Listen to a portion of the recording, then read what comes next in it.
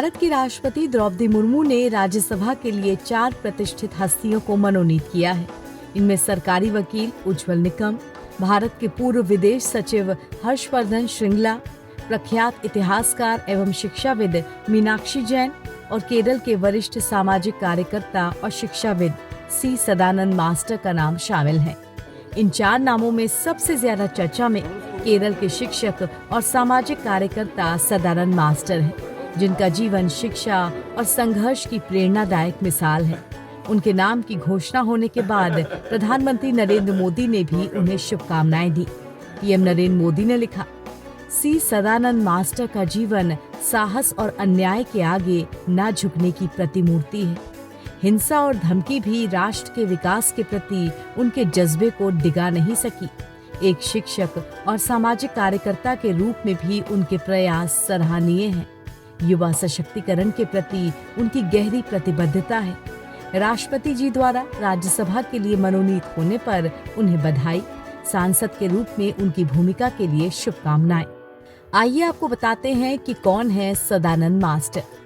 Sadanand master Kerala के त्रिशूर जिले के पेरमंगलम स्थित Shri Durga Vilasam higher secondary school में 1999 से सामाजिक विज्ञान के शिक्षक हैं। 25 जनवरी 1994 को जब सदानंद मास्टर सिर्फ 30 वर्ष के थे, तब केरल के कुन्नूर जिले में उनके घर के पास एक जानलेवा हमला हुआ था। ये इलाका केरल में लंबे समय से राजनीतिक हिंसा का गढ़ माना जाता है। हमले में उनके दोनों पैर कट गए। आरोप है कि यह हमला सीपीआईएम के कार्यकर्ताओं द्वारा किया गया था और ये उनके वामपंथ से वैचारिक असहमति का परिणाम था। हालांकि इस हादसे के बावजूद उन्होंने सार्वजनिक जीवन से नाता नहीं तोड़ा और लगातार सक्रिय रहे। अब राज्यसभा के लिए नामित होने की खुशखबरी मिलने के बाद उनके घर पर बधाई देने वालों का तांता लगा है। सब मिठाइयाँ खिलाकर खुशियाँ मना रहे हैं। This is a proud moment, I think so, because party entrusted the confidence and the hope upon me.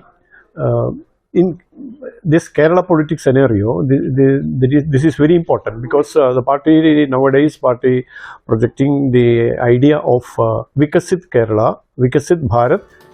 Sadanand master के बाद राज्यसभा के लिए नामित लोगों में अगला नाम है उज्ज्वल देवराव निकम का। कई हाई प्रोफाइल मुकदमों को संभालने के लिए उन्हें जाना जाता है। इसमें 26/11 मुंबई आतंकवादी हमले में आतंकवादी अजमल कसाब का मुकदमा और 1993 के बॉम्बे विस्फोट मामले शामिल हैं।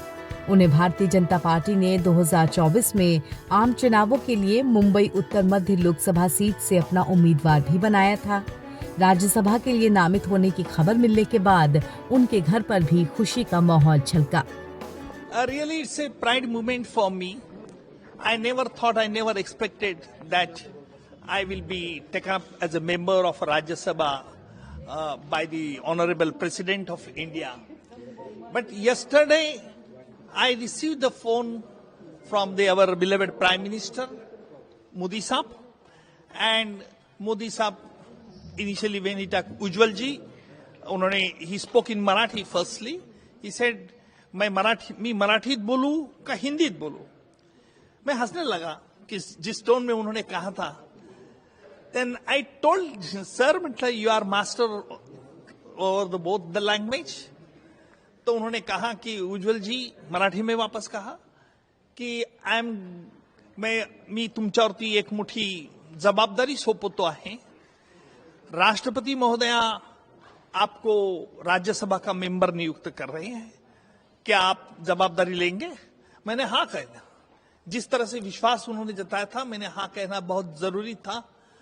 और उन्होंने एक बात जरूर कही कि don't tell to anybody till it is category. And today the news is been officially confirm in official gadgets. So I am really proud of. इसके अलावा राज्यसभा के लिए नामित होने वालों में तीसरा नाम हर्षवर्धन श्रृंगला का है, जो कि पूर्व विदेश सचिव रहे हैं। उन्होंने पूर्व में संयुक्त राष्ट्र अमेरिका, बांग्लादेश और थाईलैंड में राजदूत का पद भी संभाला है। उन्होंने 2023 में भारत की G20 अध्यक्षता के लिए मुख्य समन्वयक के रूप में भी कार्य किया था। वहीं राज्यसभा के लिए राष्ट्रपति द्रौपदी मुर्मू द्वारा नामित की गयी डॉक्टर मीनाक्षी जैन प्रख्यात इतिहासकार एवं शिक्षाविद हैं। वो दिल्ली विश्वविद्यालय के गार्गी कॉलेज में इतिहास की पूर्व एसोसिएट प्रोफेसर रही हैं। ये नामांकन पूर्व में नामित सदस्यों की सेवानिवृत्ति के कारण खाली पड़ी सीटों के मद्देनजर किए गए हैं। एनबीटी ऑनलाइन की रिपोर्ट।